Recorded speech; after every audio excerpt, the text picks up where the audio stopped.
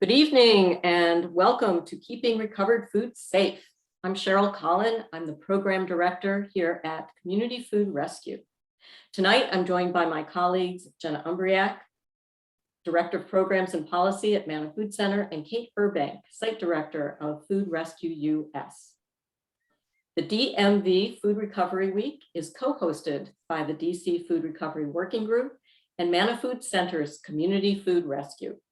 The DC Food Recovery Working Group comprises a variety of partners and promotes food recovery programs, organizations, and resources, and develops new food recovery partnerships for the greater DC area. We're going to tell you more about Manna and Community Food Rescue during our presentation. But before we get started with tonight's presentation, I have a few housekeeping announcements. First, we'd like to thank our media partner, the I Hate Politics podcast. Tonight's event is being recorded. Also, feel free to type in your questions in the chat box throughout our session, and I will be sending the slides out to all registered attendees through Eventbrite after this event. We'll also be sending a survey about DMV Food Recovery Week in the next couple of weeks via Eventbrite, so please look out for it and please fill it in. We encourage you to post on social media about this event with the hashtag DMV Food Recovery Week. Also check out the rest of the week's events on dmvfoodrecoveryweek.org. Okay, so let's get started with today's presentation.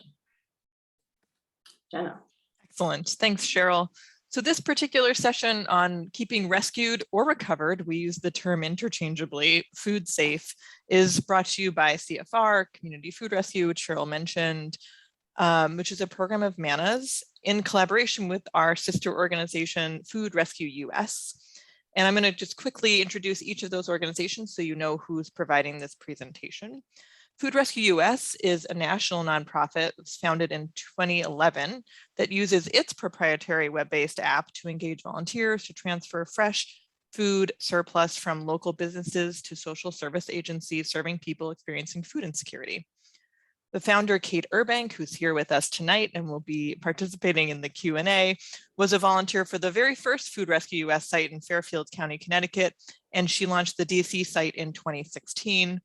So now operating in DC as well as Northern Virginia, hundreds of volunteers have rescued over 7 million pounds of food to date, keeping it out of the landfill and directing it to neighbors in need. Thanks for being here, Kate, and for proposing this topic. Sure thing. Thank you, Jenna. Manna Food Center is the central food assistance organization serving Montgomery County, Maryland. Through direct food distribution, food education, and food advocacy, we're working toward a county where all people at all times have access to safe, sufficient, nutritious food. One of our programs is a coordinated food rescue network called Community Food Rescue. And that is, Program Director Cheryl Collin, who you heard from at the top, will tell you a little bit more about CFR. Thanks, Jenna. So Manna created Community Food Rescue, also known as CFR, 7 years ago to rescue and distribute smaller quantities of food directly from food businesses. We use a matching tool called Chow Match to match food donors with food assistance providers and volunteer food runners who deliver food directly from the donors to the providers. Since 2015, Community Food Rescue has rescued and distributed 7.3 million pounds of food. It's the equivalent of about 6.1 million meals. And we have almost 1,000 members in our CFR network that represents food donor businesses, food recipient organizations, and volunteer food runners. So for this session tonight, we have these learning objectives. First, to acknowledge what is meant by rescued or recovered foods and what type of foods this includes. We also want to understand the importance of following food safety principles, identify the main threats to food safety and how they apply to food recovery efforts. And lastly, to learn from the example and resources of Community Food Rescue and adapt them to your own jurisdiction. So when you think of the words recovered food, what comes to mind? Simply put, we think of recovered food really as anything that's edible that would otherwise go to waste. You may think of fruits and vegetables left over in a farmer's field after the commercial harvest, or perhaps packaged food that have past date labels on them, or even funny looking produce that would not sell at a grocery store. These are all examples of food that we recover, but there is much more food to recover. We consider any surplus unsold food as recovered food or potentially recovered food. And Community Food Rescue will happily accept food from any licensed food businesses.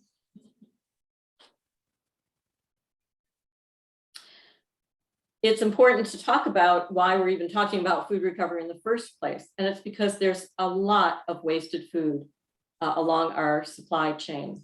Food is wasted starting on farms, in food manufacturing, and in wholesale and retail sales. And of course, unfortunately, also in our homes. So our goal is to recover as much food as possible and direct it to people who are food insecure. But at the same time, we have to make sure that recovered food is safe to eat. And that is our focus of this presentation.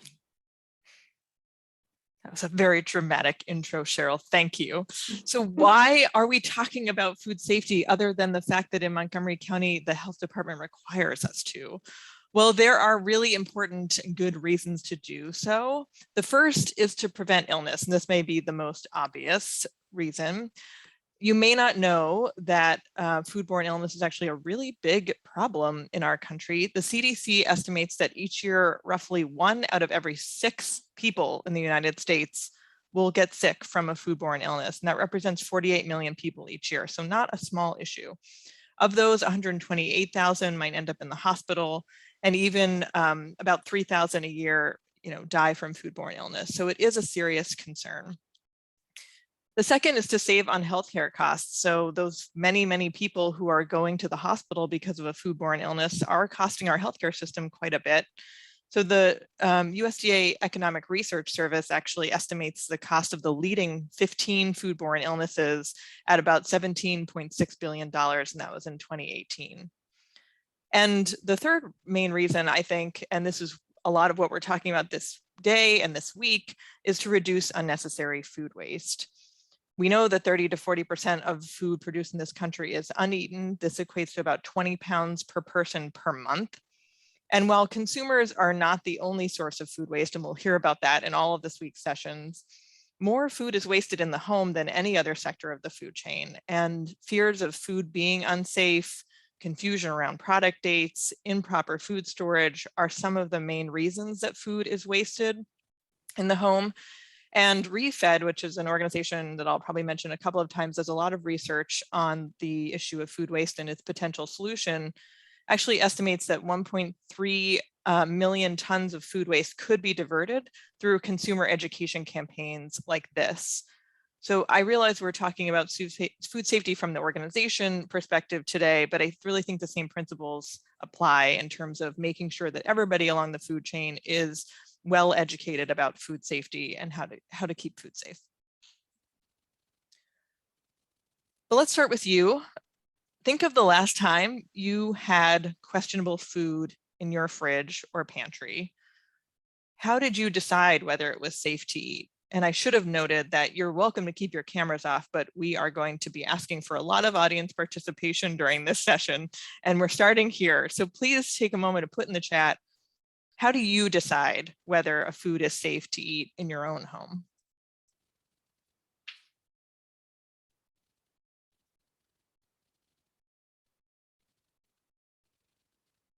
I'm seeing smell, excellent.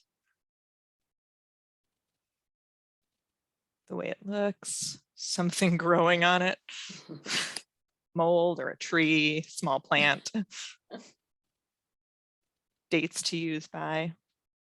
Both smell and dates.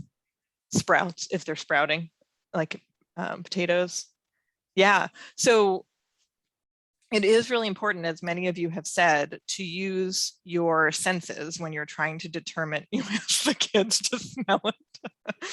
Oh, just because they have better noses. Great. It would have been different if you had said, I asked the kids to taste it. I would have had to say something about that. But it is important to use our senses and to look at it, to look at the food. You might see mold growing on it, for instance, or it might smell off or feel slimy to the touch, or you can even taste a little bit of it. For most things, that's not really a problem, and see, make sure it tastes okay. And while it's important to use your senses, at the same time, you cannot see, smell, or taste many harmful bacteria that cause foodborne illness. So I think the most important thing is to make sure you're following food safety procedures all the way through a food's lifespan. And we'll talk about how food becomes unsafe in a second, so you can make sure to avoid those threats. First, some of you mentioned, or at least one of you mentioned, I think a couple, using the date on the food package to make a decision. And I want to take a moment to dive into that. So for any of you that said, and for those of you that didn't say it, but you're thinking, oh, I do also look at the food dates and then toss the food when it might be past date, you are very likely throwing away some food unnecessarily. For the most part, the package date is not an expiration date, and it's not federally regulated. In almost all cases, that date that the manufacturer decides to put on a product is a measure of quality, freshness, but not safety. Currently, there are more than 10 different types of these date labels on packages. You might see sell by, use by, best before, best if used by, best by. That can result in a confused consumer base who are discarding a safe or usable product after the date on the package. According to Refed, again, I urge you to look at their website after this, it's chock full of information. Confusion over the meaning of date labels is estimated to account for about 7% of all consumer waste. And there's a great short film on the topic put together by the folks at Harvard Food Law and Policy Clinic called Expired that I've linked to here, but we should probably put in the chat. So for food rescue efforts, this means that we can, and we do recover and redistribute food past the date on the package. The question that often comes up, though, is how far past? And we follow at Manna and through CFR governmental guidance. Foodsafety.gov as a food keeper app that is actually really helpful. You can easily search for lots of different types of food there, and it tells you how far past the food is typically safe for. Stilltasty.com is another great website that pulls from a few different government entities to get that range of dates as well. So we use those two resources. And now that we've revealed some of the facts behind food dating, let's look at a few common foods and their true shelf lives. So once again, I'm looking to you to put in the chat your answer to the following few questions. First, what is the shelf life of cereal?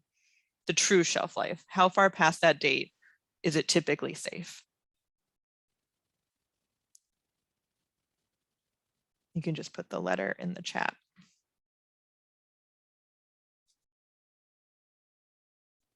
Okay.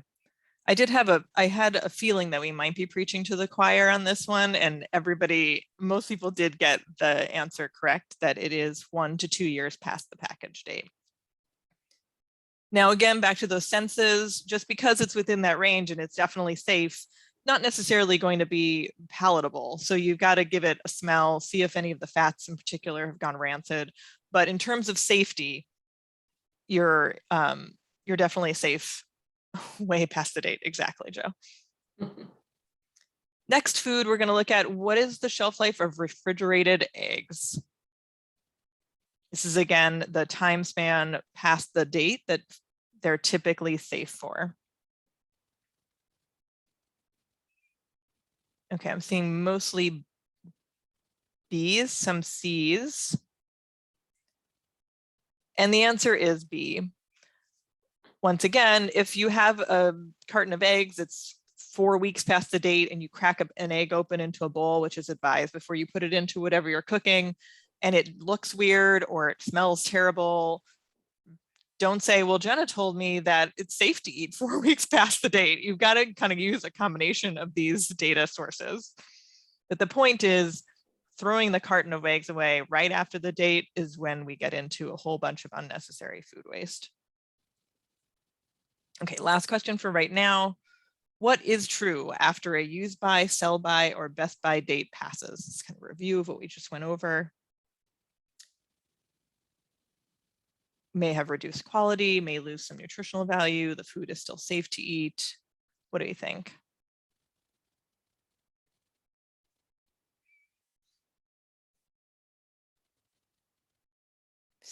I'm seeing all sorts of answers on this one, and that's probably because, there we go, because everyone went really fast and tried to and looked at the first right answer, and the answer is D, all of the above. So in summary, except for infant formula, dates are not an indicator of the product safety and are not required by federal law. It is important to note here that 20 states have their own rules around dates on food packages. And so it's important wherever you are to learn about the particular regulations in your own area. For instance, in Maryland, fluid milk in particular is subject to regulation. I should say milk in particular is subject state by state to many different regulations. So in Maryland, milk cannot be recovered past the date unless it's going to be consumed on site within 4 days of the sell by date. So we at Community Food Rescue don't typically take milk that's past date because of that reason. And we don't have a lot of places that we can make sure consume it in the amount of time that is required. But that's specific to our area. So it's important to look at where you are and what specific regulations might be in place. And since there's no comprehensive national regulation or government agency standardizing food date labeling, if we truly want to reduce food waste, we as a food recovery organization have an obligation to both recover food past date, but also accompany the distribution of this food with education about the dates on the package, because otherwise we're just putting it in the hands of the same people who would have thrown it away because of the misunderstanding around date labeling. So we created a brochure, we call it Keeping Food Safe from Pantry to Plate. It exists on the CFR website that Cheryl will share at the end of the presentation. It's in 6 different languages. And if you contact us, you can get a copy that you can adapt for your own organization. And you can see here, it talks about a little bit of what we just did. What do package dates mean and how far past date are most things good for? All right.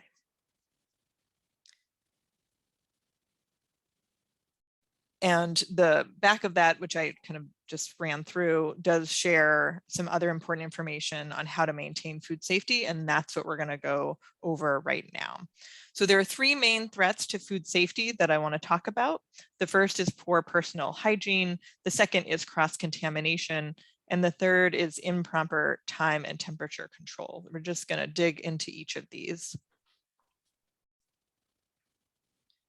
So good personal hygiene is probably the most important tool that you have to prevent foodborne illness, whether you're at your house or working with a food recovery organization or a food distribution assistance organization.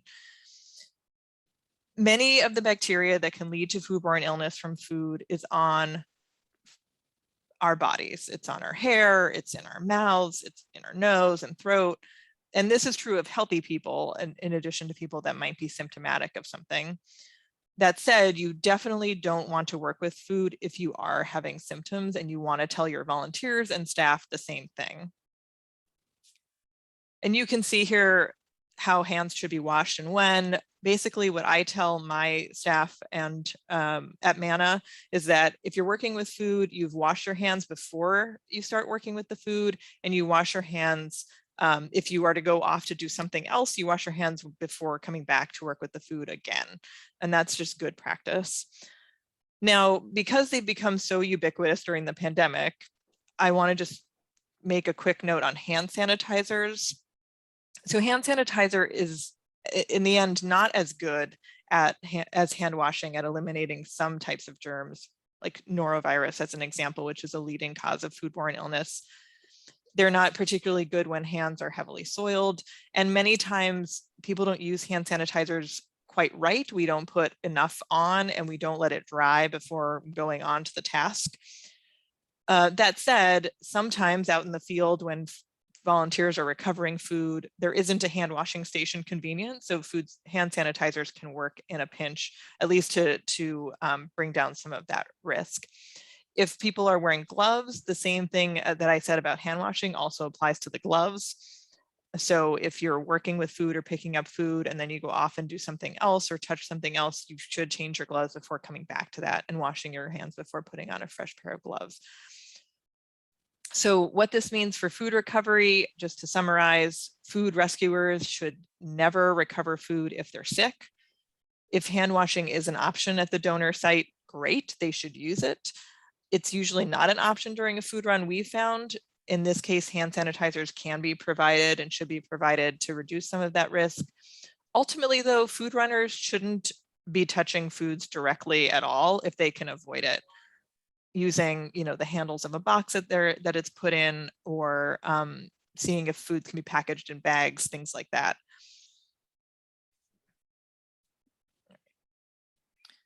The next threat is cross-contamination. So I'm going to talk about how to prevent that.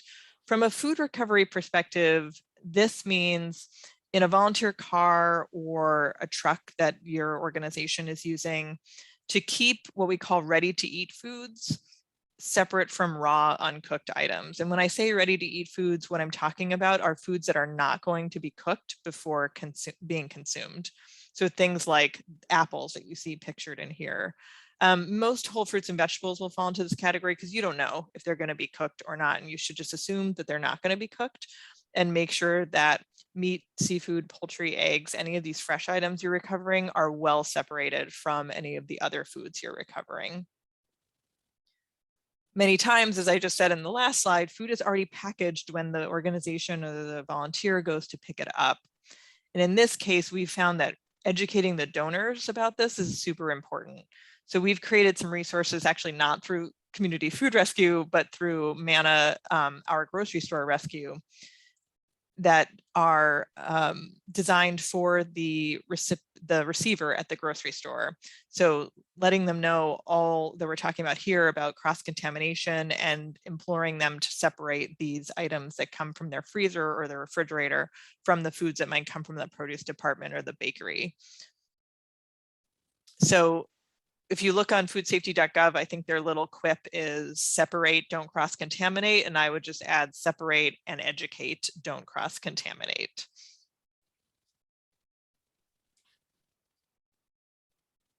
And lastly, controlling for time and temperature. So the improper time and temperature control was the last threat that I mentioned. So some foods require time and temperature control for safety. We call these foods TCS foods for short. And this is necessary to limit bacterial growth. So bacteria will grow best at a particular temperature. So we want to make sure the foods are kept outside of that temperature range. So we have guidance around storing and transporting foods at proper temperatures. All hot foods must be stored at 135 degrees or higher. So at the donor, they're asked to hold the food at a proper temperature before it is recovered. When we recover it, most of the food runs that we have are below, like I would say 30 minutes, definitely below an hour. If you're really concerned, you can invest in some insulation, some thermal blankets or coolers for your food runners. But for the most part, these food runs are quite quick. So we just want to make sure that the foods are kept out of what's called the danger zone, which is this range between 41 degrees and 135 degrees. So all cold foods must be kept below that 41, all hot foods above that 135. Now, if the food has to be kept out of temperature for some amount of time, which is usually the case when you're doing this transport, as long as it's not kept, as long as it's not in the danger zone for 4 hours or more, that's still within the food safety guidelines. Now, if it is outside of temperature control for more than 4 hours, that food should be discarded. And one last point on this. So CFR, in conjunction with the Department of Health and Human Services in Montgomery County, we decided our policy on the donation of hot foods should be that We only provide hot foods to groups that have the proper equipment to chill it appropriately. So make sure they have the coolers, have the freezers to do that correctly, and or we'll serve it immediately upon receiving it. So it's not sitting in that, again, temperature danger zone for too long. Jen, I'm just going to mention to everybody who's on the call, please go ahead and put your questions in the chat box, but we're going to wait and hold them till the end. And we will make sure to answer everybody's questions. Thanks. Yeah, thanks for noting that, Cheryl. So what foods require time and temperature control for safety? Because as Cheryl mentioned, we do recover many, many different types of foods. And I'm sure that those of you on the call have seen this if you're working with this at all. The foods that do require time and temperature control for safety are things like dairy products, prepackaged perishables like prepackaged salads or sandwiches that you might get from the deli department of a grocery store, any fresh meat, seafood, eggs, poultry, those kinds of what we often call potentially hazardous foods, so the foods that are most likely to cause foodborne illness. Tofu, tempeh, and other plant-based foods. We're seeing a lot of Beyond or Impossible products coming into Manna, and those foods also fall into this category. Prepared foods like the hot food that I just mentioned, or prepared foods that have already been chilled or frozen. Cut fruit, so anytime that a whole food has been processed in some way, it then requires time and temperature control. And then raw sprouts also fall into this category. By contrast, no time or temperature control is needed for items that you get from the bakery department of the grocery store or anywhere sort of in the middle shelving area, the cans, the box products. I have bulk foods here, and I just want to make one quick point about bulk foods. At least in Montgomery County, organizations are asked not to repackage bulk foods. So if you get a 50-pound bag of rice, to repackage it into smaller quantities, unless they're doing so in a licensed facility that has been set up for this purpose. That may not be the case in your jurisdiction, but it is important to check out what is the regulation near you.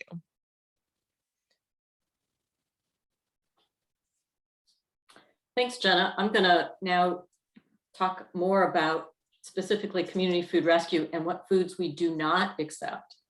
So first, we cannot accept foods that have been previously served to the public.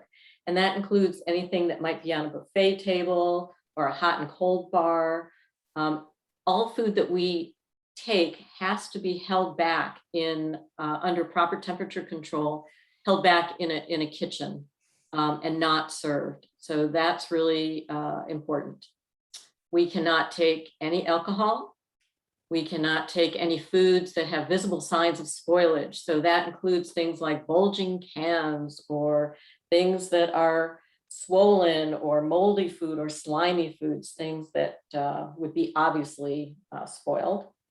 We can't take distressed foods. Distressed foods might be foods that were rescued after a fire or water damage. No ripped packaging, no overly dented cans, especially at the seams of the cans, or we also can't take food that doesn't have a label on it. So a lot of times people ask about, well, what happens if a can has a little dent in it? And if it's not changed the integrity of the can itself, it's just a small dent, that's fine. But a can that looks like this photo, these apple chunks, we would not take that kind of food. We also do not take foods that are prepared at home unless they're allowed under the Maryland Cottage Food Law. And if you're interested more about that, you can look into what the Cottage Food Law is and what the requirements are for that. So we're going to go back to our quiz questions. So please enter your answers in the chat box. So which food needs to be separated from the rest of the transport? Would it be frozen raw chicken, frozen bread, frozen popsicles, or frozen peaches? Everybody is saying the correct answer, frozen raw chicken, yes. And that, of course, is because it's considered a potentially hazardous food. All raw food would be, and it needs to be kept separate to avoid cross-contamination. Next question. Which food needs time and temperature control for safety? Would it be whole apples and pears, sliced tomatoes, sliced bagels, or an unopened jar of mayo?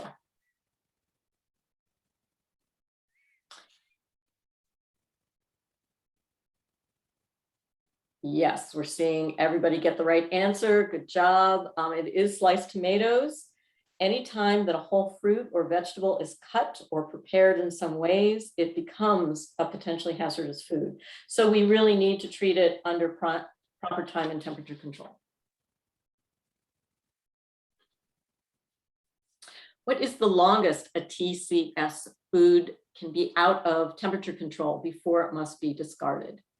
1, 2, 4, or 8 hours? All right, you guys are pros. Yes, the answer is 4 hours. Good job. All right, which of these is a TCS food? Would it be cookies, canned evaporated milk, bananas, or cooked green beans?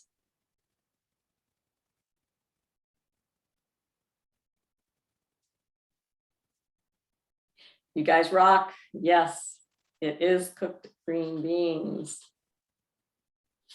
And the reason why, of course, is that it's a prepared food. You can imagine cookies are considered shelf-stable food, canned milk is unopened, and the bananas are whole. So green beans are it. Which of these is not a food safety concern? Poor personal hygiene, eating food past the sell-by date, improper time and temperature control, or cross-contamination? Once again, you guys rock. Yes, it's eating food past the sell-by date. Remember that date labels are set by the food manufacturer and is an indicator of best quality, but not food safety. The only food item that must be used by the label date is infant formula. So when we were talking about prepared foods, I want to share with you how important it is that all donated food that is not in its original packaging contains certain information. So Community Food Rescue created labels, and these are easy to download and print off from our website for anybody to use. We created these labels so that food donors can put them on their own prepared food before they donate them. And it's really important to provide this basic information. Food donor businesses are welcome to apply their own label, but we want to make sure that this information is on any label, label that they're using. So it would certainly contain the product name. We want to make sure that the food, if it does contain any of these common allergens, that we know about it and that those are circled on the label. We want to know what the date of the food has been prepared. We want to know when it needs to be eaten, consumed by. We want to know both the safe storage temperature, whether it's refrigerated or frozen. And then also we need to know the minimum temperature for reheating. And then lastly, very important, we need to know who the donor is and what their contact information is. So in case there is a problem, we're able to go back to the donor and trace the problem.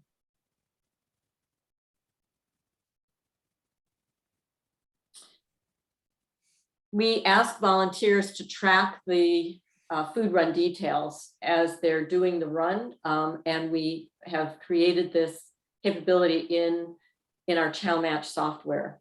So either on their mobile phone, their mobile app, as they're doing the food run, or if they want to wait till they come home and they're at their computer, we do ask volunteers to enter in this information, these details of each food run. That includes recording the time and temperature of when food is picked up and dropped off. We don't ask volunteers to actually temp the food themselves, but to note that it was actually just pulled out of the refrigerator as they came, or pulled out of the freezer, or pulled out of the oven. And that we wanted to make sure that they know that the food run has actually been completed, and the food's been delivered, and then to type in any notes into the text box if there were any particular problems or concerns that I, as the administrator, need to follow up on. This also becomes a really important permanent record that's held within ChowMatch, so that, again, if there's ever a problem, we can go back and trace that information. So now that Jen and I have shared a whole lot of information with you, we want to have you put all this great information into some practical use. So we're going to ask you some questions. We're going to give you some scenarios. And instead of putting your answer in the chat box, we're actually going to run a few polls and have you answer those. So I'm going to launch the first poll. And it is telling me that I cannot do that. It's telling me that I'm in a different device. All right, we're not going to do that then. So let's go back to the chat box. Sorry about that. So in the chat box then, which food recovery scenario concerns you? Cans of tomatoes that are past the best by date? Prepared sandwiches that smell off but are still within the sell by date? The donor tells you that the donation of soup has been stored at 40 degrees for 2 days, or the donor gives you a labeled paper bag filled with loaves of loose bread. All right. Yes, we are seeing the correct answer as B, prepared sandwiches that smell off but are still within the sell by date. So of course, even though it's within the sell by date, you have to be alert. You have to use your senses, as Jenna had explained. We know that, of course, canned food is okay past date. We know that properly stored prepared food is fine. And we also know that bulk items are fine as long as they've been handled and repackaged correctly, meaning that the recipient agencies are using a licensed commercial kitchen or facility, that they're using gloves, that they're labeling the food, and that they have the proper packaging materials. So our next scenario, what should you do if food appears unsafe when you pick it up? Tell the donor that you reject the food, accept the food but throw it away at your home, take it to the food recipient organization, but tell them your concerns and notify the food recovery administrator, or taste it to determine whether it's okay to deliver. So let's see what we've got. So we've got a couple of different answers. I'm seeing some A's, I'm seeing some C's. Okay, so the correct answer is actually C. Take it to the recipient organization, but tell them your concerns and notify the food recovery administrator. And if you are part of Community Food Rescue, we ask you to document those concerns in ChowMatch. The reason why we want you to take it to this recipient organization and not just tell the donor yourself is that we really don't want to have you or have your volunteer confront a donor business. So it's always best if I, as the administrator, or whoever your food recovery administrator is, contact the donor directly, explain the situation, ask them to change their practices. And of course, if they don't want to, then we won't be picking up food from them. And as I mentioned, we do always want to document this information, and we ask the volunteers to document that in ChowMatch. Okay, the next scenario. Which commercially prepared food may be donated? Prepared mashed potatoes that were never served and were frozen before donation. Frozen waffles in the plastic sleeve, but without a box. A leftover tray of cookies that has been on the serving line for 4 hours, or a rusted can of diced tomatoes.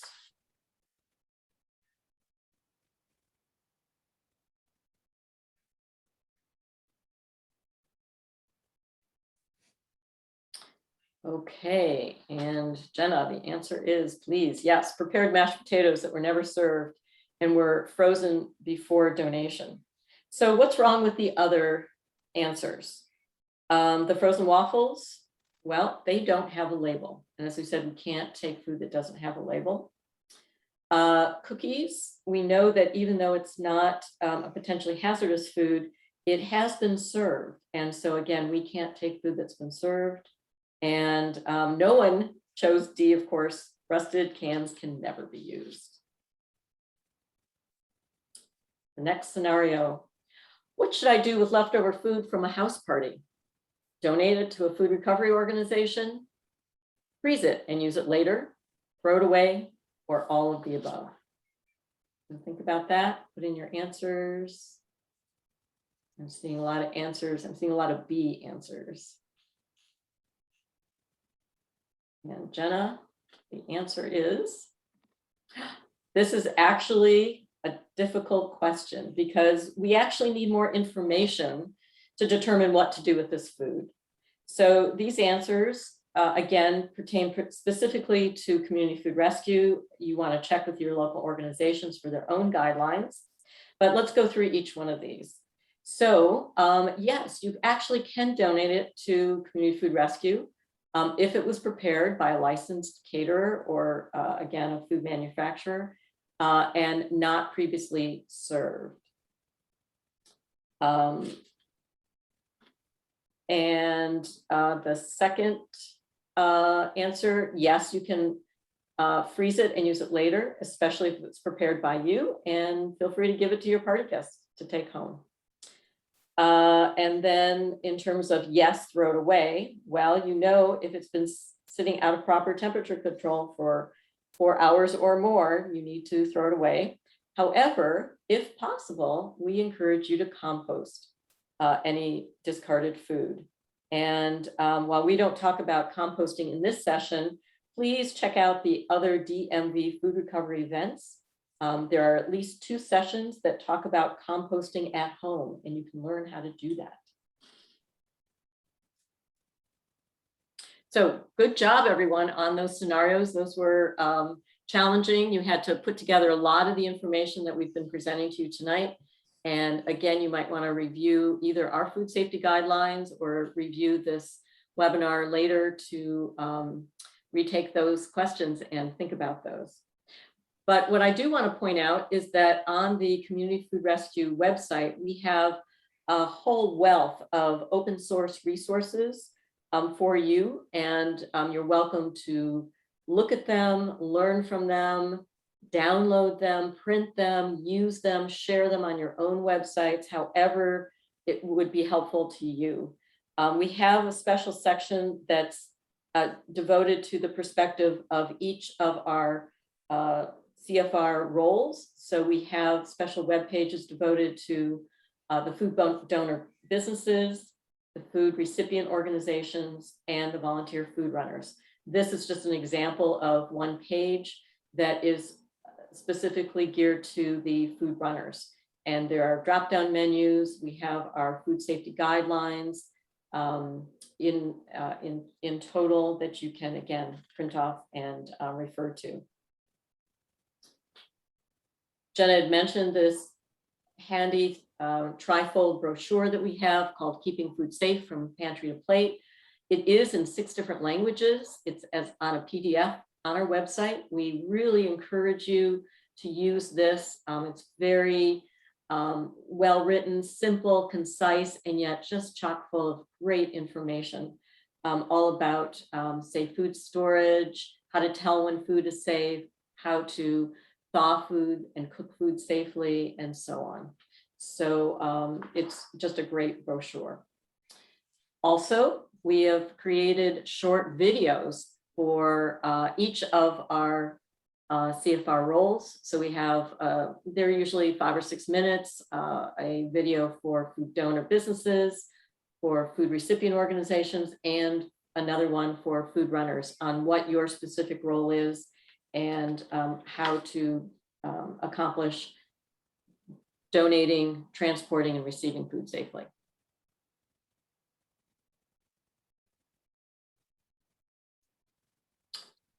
And lastly, I just want to direct you to our website. It's www.communityfoodrescue.org.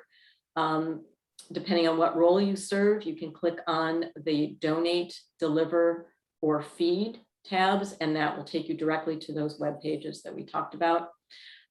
Jen and I wanted to provide our contact information. Feel free to contact us if you have more specific questions for us. And also we have invited Kate Urbank from Food Rescue US to join us tonight. In fact, it was actually Kate's idea to do this event so that other groups can learn from the food safety program that we've put together. So we want to, at this point, invite Kate to join us and to really ask questions of everybody who's on tonight. So while I'm going over to the chat box to review other people's questions, feel free to unmute yourself and ask a question. So this is Kate. I wanted to add a point. Thank you guys for such a great presentation. It's very well thought through and great resources. I am a member of the DC Food Recovery Working Group, which is a co-sponsor of this week of events. And through that, I wanted to present the fact that we have a hot off the presses commercial food donation guide that DC Health has put together, kind of coming off of the Save Good Food Act that was a bill passed to kind of encourage food donation. So I'm going to put in the chat the link to this. I have it. So there, right. The link that you can, a virtual link, and people can also order it and have one sent to them. But it's a really handy guide. It goes over many of the events of the issues that Cheryl and Jenna discussed, but it's kind of pertinent to the DC area and not a bad thing for you to have. So yes, Food Rescue US, we do not have as exhaustive a food safety protocol for our work. We've been existing since 2011 nationally and kind of exist under the Bill Emerson Good Samaritan Food Donation Act, which is kind of a federal law that protects food donation if it's conducted in a safe manner. And all these protocols are exactly what we should all be considering. So it's always good to be extra safe. What we tend to do is have a rescue take no more than 15, 20 minutes. I'm very careful to make sure that we are only going so far. And we do not transport hot food at Food Rescue US. We always ask it to be refrigerated so that we take away the issue. For a while there, we were doing some temp testing at a couple of our Sodexo cafeterias, but we just decided to make it on the safe side. We'll just refrigerate and pick up the food in the morning. So that's pretty much how we operate, but it's an excellent guide to check out some of the resources from Community Food Rescue and Manna. So now back to questions. Thanks, Great, Kate. thanks. Yes, thanks, Kate. Jen, I'm seeing a question from George in the chat box. Yep. Going way back to talking about eggs and how far past the date. George asks, is that 3 to 5 weeks past an expired or best by or sell by date? Well, I've never seen a carton of eggs with an that's not true. I should never say never, right? It is 3 to 5 weeks from the date you see on the package. The manufacturer may use different wording, but as far as I know, they might have it stamped as the expiration, but it's not, as far as I know, that's not meant to, or it's not meant to be an expiration date, even though they're using that term, if that makes any sense at all. Food package dates are so confusing. I think generally what we want to get across with that piece of information is that in most cases, if you have a carton of eggs and it reaches the date on the package, whatever that date has been labeled, expiration, best by, sell by, you don't have to throw it away at that point. It is good to eat some point past the date, might be 3 weeks, might be 4 or 5. That's the best answer I can give to that. I don't know if you want to add anything, Cheryl. I think it just goes to show you how confusing the landscape of food package dating is. Another question comes from Kelvin. Would you suggest handlers to get a food handler certificate like hospitality and food service workers do? I saw that. I think that's a little bit more than what our volunteers need. they certainly are welcome to, but we wouldn't mandate that. We think that directing volunteers to the website to watch the videos, read the food safety guidelines that pertain to transporting and storing food, we found that to be sufficient. And I just want to mention, in terms of community food rescue, we require any volunteer food runner, when they first sign up, that they review the food safety guidelines. They have to watch those short videos and then actually take and pass a quiz before they're eligible to become an active food runner. And fortunately, we have that whole process of testing and acceptance built into our ChowMatch software. So it's an automatic process. Once you pass the quiz, you're in and you can start receiving available food runs. Okay, I saw another question in the chat, I think from Claudia. How does the donor determine the range of days on that label that you showed, Cheryl? How will the donor know how many days the food is good for after they donate it? Yeah, that's typically used by people who are caterers or in the food business. They're making the food. So if they're professional chefs, they know, and they should write in, how long the food needs to be consumed by. So, I mean, typically it's like 3 to 5 days. It depends on the food, but any professional chef should know that. Jenna? So, well, I would add that working with the health department, they're most comfortable, at least in Montgomery County, with a 5-day max past the time the prepared food was prepared. So the chef, the restaurant staff will know if that food was prepared yesterday and it's been held in the refrigerator for a whole day already, that timing should be reduced from 5 by a couple days. But if they just prepared it, they put it in the fridge an hour before we are going to pick it up, or the freezer, then it's got, the full 5-day range. But typically for MoCo, that's what the health department's going to look for prepared items, is about a 5-day max. I see another question from Steve. He's asking about previously served. When we've talked about previously served food, is that a fairly well-defined term? It's a good question, Steve. No one has ever questioned us as to whether their food, like given us a scenario, like, okay, this is what we did with it. Does that count as previously served or not? As Cheryl was mentioning, we tend to consider, for a catering situation, anything that was brought out and put in the chafing dish, even if no one actually scooped anything out of it, we don't know that, but it was offered for service. In other scenarios, in a grocery store, if it was put on the cold bar, if it was put on the hot bar, that would count. So that's what we're typically thinking of.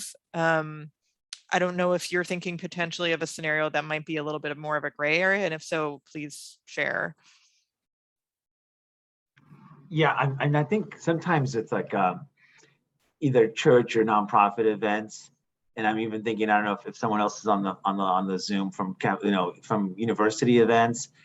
You bring food out, and it does come with you, but it's never opened. It's sealed in aluminum, pretty tight. So it's brought all this way, and if it doesn't meet that 4-hour criteria, usually what happens is we'll leave it out, and students will eat it, right? Mm-hmm. If you've been at a college, you can imagine it's a food frenzy. I'm sure some get sick.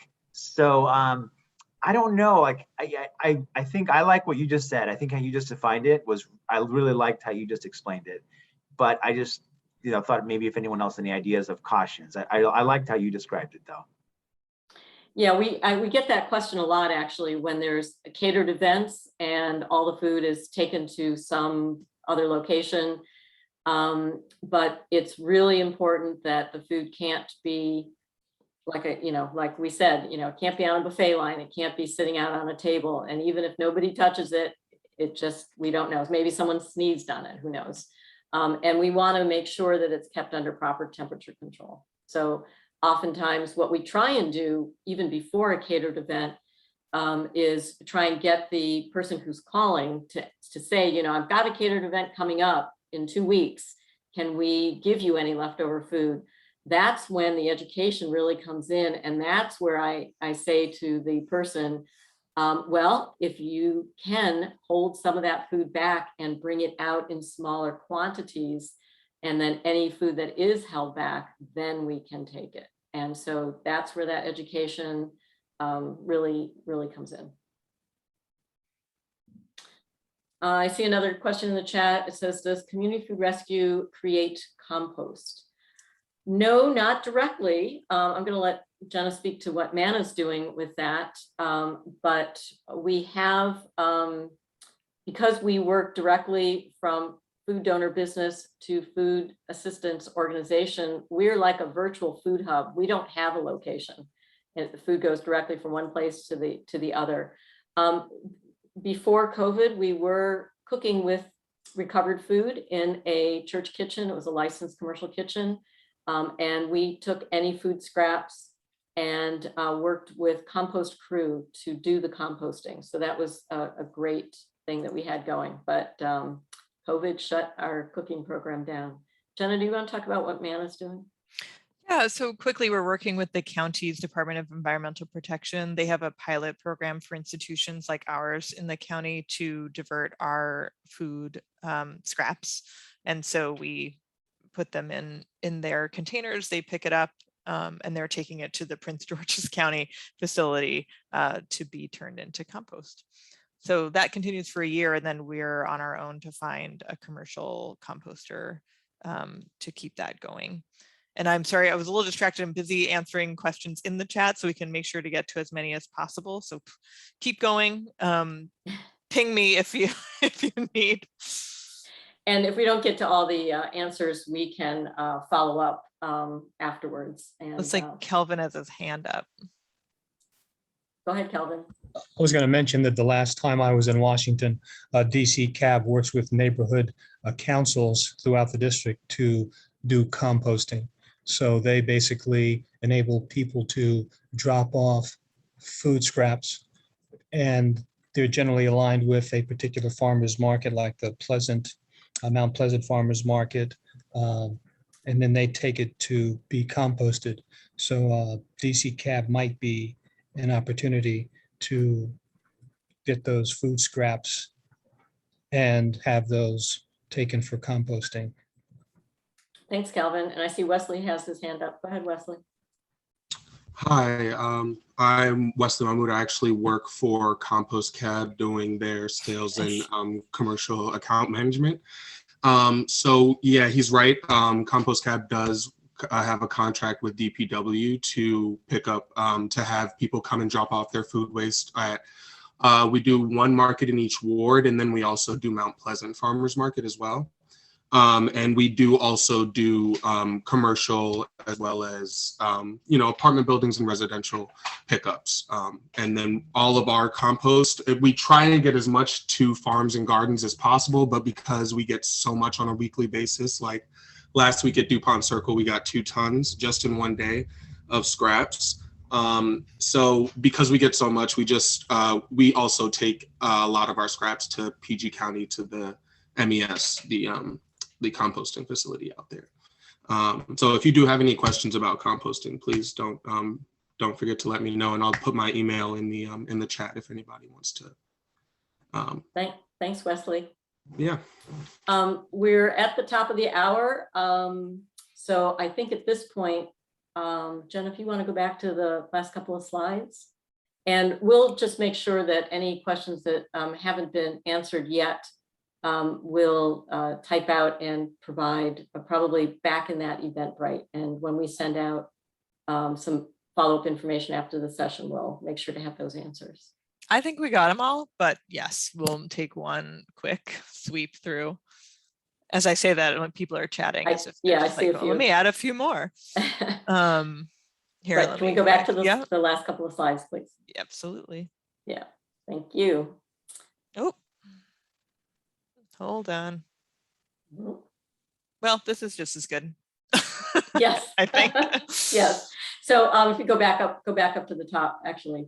Okay. Go back up to the top. So those of you who have joined us, you probably have seen our website. It's www.unsafe, DMV Food Recovery Week.org. And you know that the full schedule is here on this website. We ask you to sign up for free on Eventbrite. We have a fabulous week of events all week long. There are 12 different events. Most of them are virtual. There are 2 in person. One is a film about food waste, and the film director will be there. We have some composting events, some fabulous composting events. We've got a session about understanding local farmers and how to support them for local food system resilience. We have some really interesting restaurant-facing sessions. One is how restaurants are serving food, saving food and feeding people. And the other one is all about upcycling, which means taking your food scraps from one product and turning them into an ingredient for another product. There is a whole session to learn how to lead a food waste challenge on Thursday. We've got some basic classes to understand the causes of food waste here, an intro to food recovery in DC. And this is the film that will be shown. This is one of the in-person events called Trash Empire.